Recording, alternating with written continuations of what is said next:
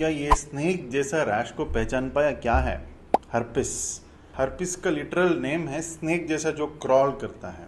इसको हम पहले सोचते थे कि कोई सर्प दोष के वजह से ऐसा एक सर्प जैसा रैश हुआ है करके, हम पहले एक मिथ था। इसको बोलते हैं हर्पिस जॉस्टर। क्या है ये हर्पिस जॉस्टर? हम सब लोग को छोटे में चिकन पॉक्स का बीमारी हुआ होगा ना, माँ बीमारी बोलते थे ना।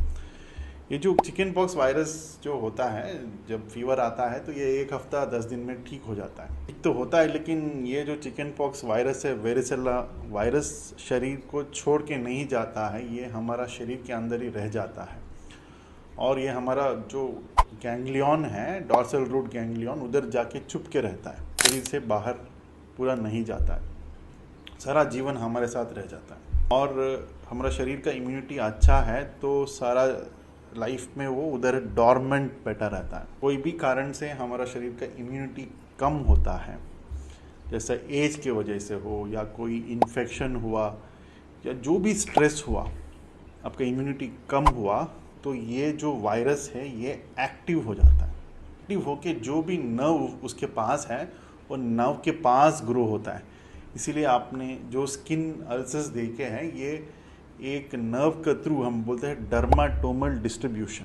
मान लीजिए ये नर्व आंख को सप्लाई करता है तो आंख तक चला जाता है, कान के पास है तो ईयर के पास अल्सर करता है।